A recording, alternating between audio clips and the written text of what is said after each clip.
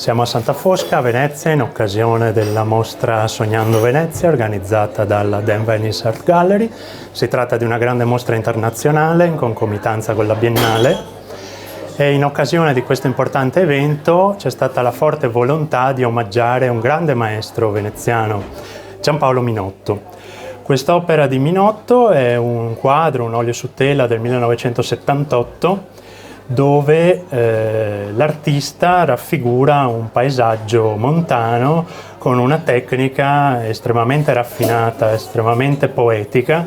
Guardandola da vicino, ammirandone le singole pennellate, ricorda alcuni lavori di Van Gogh o di Cézanne o di altri grandissimi maestri del passato, ed è veramente un'opera emozionante di grande qualità.